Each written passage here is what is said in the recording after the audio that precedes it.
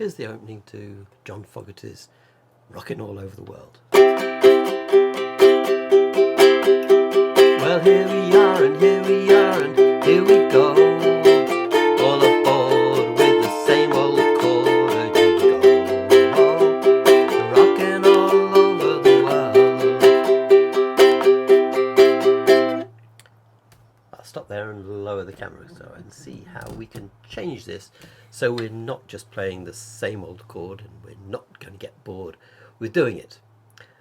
This song is based around an 8-bar sequence. It's an 8-bar blues, and the chords, if you look at the sheet, which I hope you've spent some time getting from me, it is free, are C, C, F7, F7, C, G or G7, C, then C.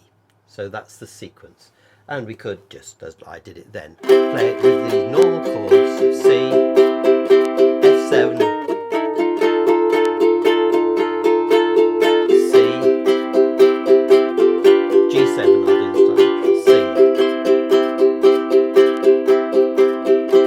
And that goes round and round and round and round.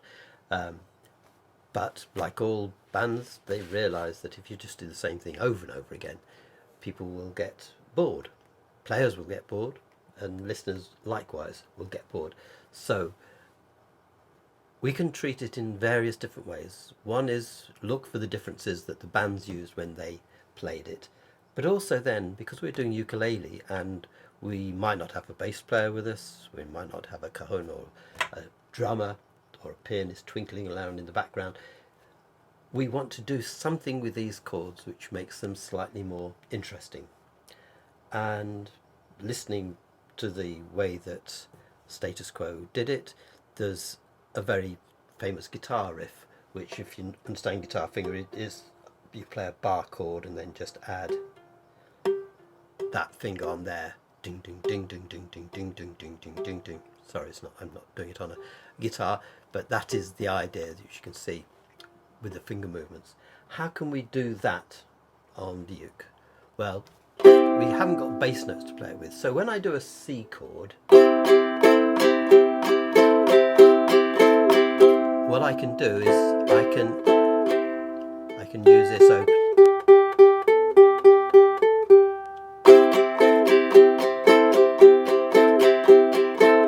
So that would be one idea, and that's fine. But I felt it was slightly better if you did this. Now just do it on the G string so you can see what's happening.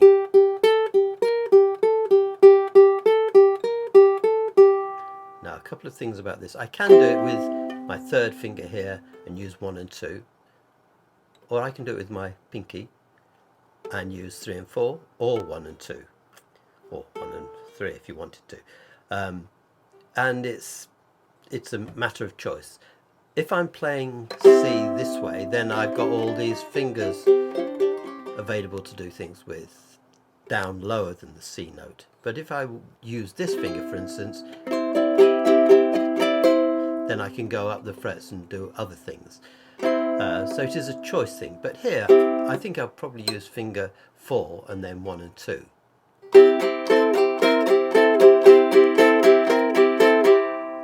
Then when we get to bar 3, it's changed to an F7 chord.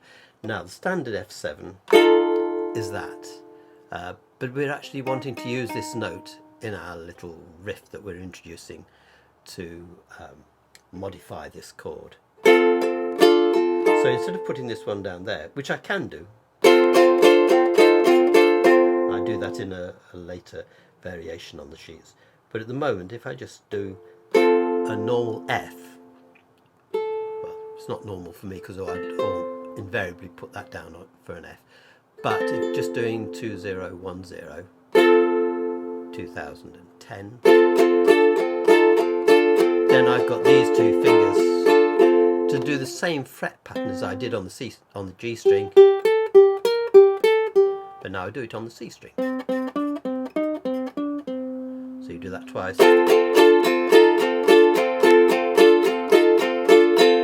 Then go back to the C, then you go into a G7 or G. I call it G7 or G, because I'm starting with a G7 chord shape, but my little finger comes down there. And as I go down, up, down, up, down, up, down, up, I get that pattern. That's the movement you can hear.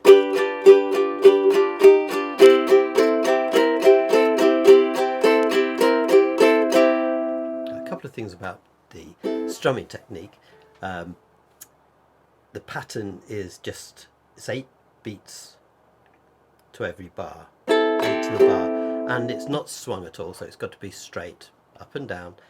When I play this, I go down with my index finger, the nail, then back up with the thumb nail. It's as if I'm holding a plectrum, but then I throw away the plectrum and just let this flexibility of these two fingers get the impact I want to. And the different tonal variations get it quite sharp there, much more mellow down there. Okay, so that's the version 1. When I go to version 2, what I'm doing is I'm getting some of the effects that happen when the bass player starts playing around with the chords that are going on, and you introduce a bit of chromatic runs. And for this we're going to have to learn, as well as some chord manipulation where we're changing some of the fingers some of the time on the chord, but basically it's the same thing, where we're actually going to move the whole chord to somewhere new to get a different effect. So I'm going to start with the same old C.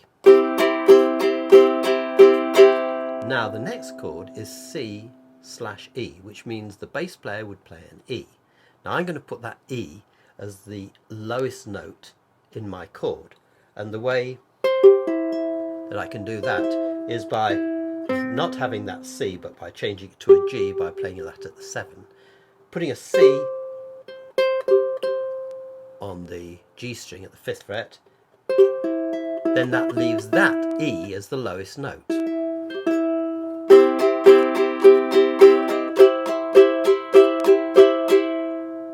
Okay, and in fact, to increase the E-ness of it, I've just let my little finger come down on that E, on the 7th fret on the A string. The other way would have been to do it like that, which would have been silly, because then what I'm doing is I'm doubling this C, and I don't want to do that. I want to make the E the important thing. So C, C over E, then I'm going to this F7, and this is the one I talked a bit about before, where you put, and now you've got that F note in it. Then the next chord is an F sharp diminished, 2 3 2 3. So effectively what you've got, these notes are embedded in the chord, then up to C,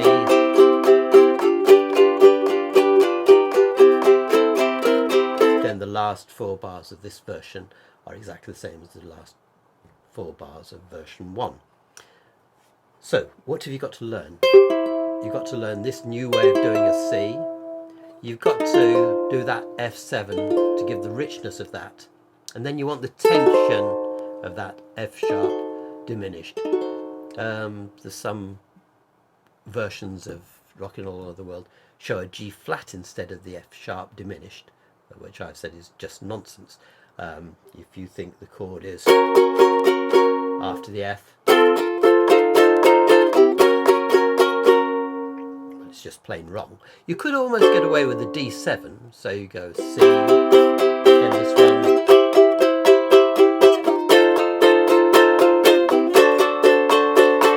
and that sounds very good. It doesn't have the tension of that one. I think there might be one of the verses, I must listen back to it, on the Status Quo one where it does that, but I love diminished chords, so that's the one that I would want to do.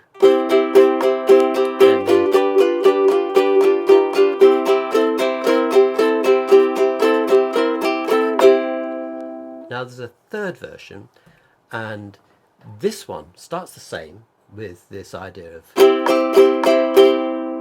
that C chord and this E chord, but what I'm now doing is I'm putting the melody notes as this bass run.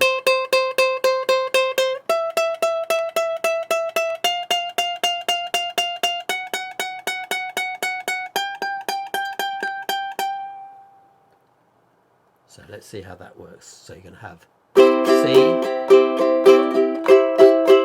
and U C slash E and F 5 5 5 8, which gives us this F melody note. Then this F sharp diminished, which is 8 9 8 9, and then to a C, then a G.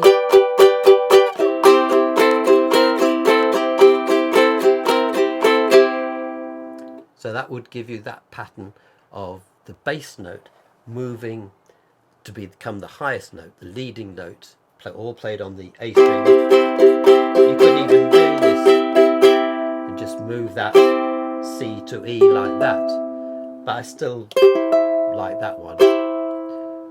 Then the F7. There are other ways of, if you want a seventh in that one, you can do it like this.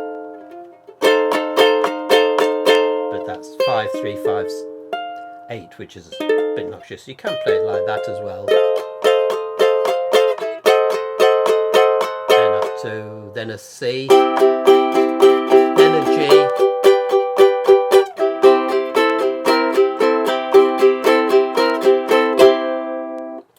Okay, now I say in the final paragraph of the sheets that come with this, I hope you'll find these ideas useful and stimulating. They are not the whole story, of course. Exploring other versions of the chords you play and finding ways of manipulating them will be a way of you becoming creative in the art of chord accompanying, which is, after all, the heartbeat of the ukulele. Thank you for watching and listening and trying them out.